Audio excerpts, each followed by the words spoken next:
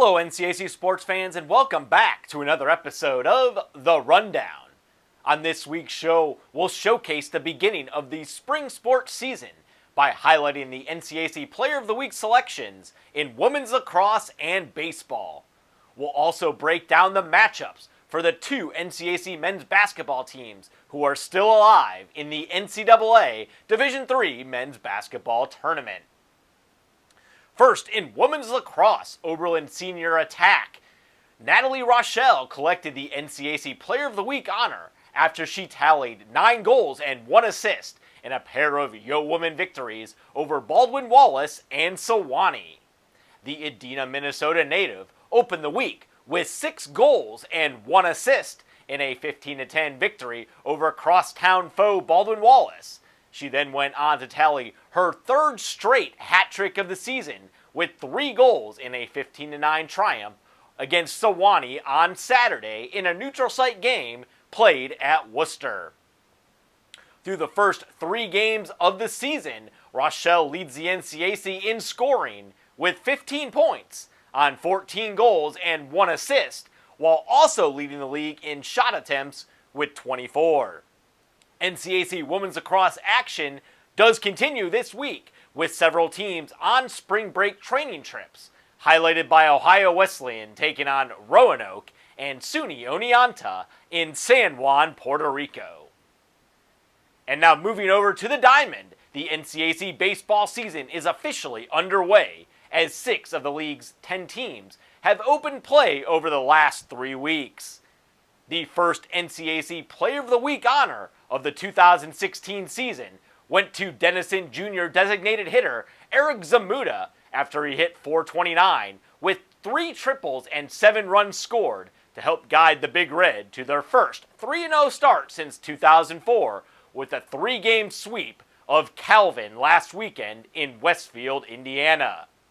Zamuda, a resident of Toledo, Ohio, and a graduate of St. Francis de Sales High School, legged out a 1-out triple in the 11th inning on Friday and eventually came around to score the game-winning run in a 3-2 victory. And in the final game of this series, Zamuda went 3 for 4 at the dish with another triple and a school record-tying 5 runs scored in an 18-11 victory for the Big Red. And on the Hill last week, Wabash Junior right-hander Michael Herman collected the NCAC Pitcher of the Week honor after he tossed a 9-inning complete game shutout in the Little Giants 7-0 victory over William Peace on February the 28th. Herman, who resides in Coatesville, Indiana, scattered 6 hits, struck out 5 batters, and issued just 2 walks to lead the Little Giants to their first victory of the season. And NCAC baseball action continues this week with Hiram, Kenyon, Ohio Wesleyan, Wabash, and Wittenberg all competing in Florida on spring break training trips. And finally, we'll head back indoors to wrap up this week's show as the NCAC has 2 teams competing in the sectional round of the NCAA Division III men's basketball tournament for the first time since 2012, as regular season co-champions, Ohio Wesleyan and Wooster have both booked their tickets to the round of 16.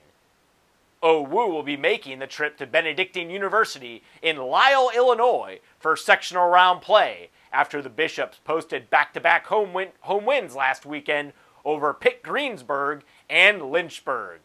The Bishops will now face one of their toughest tests of the season on Friday night as they are set to take on the host and unbeaten Benedictine Eagles at 8:30 p.m. Eastern. Friday's winners will advance to the sectional finals on Saturday night at 8 p.m. Eastern against either Alma or St. Norbert.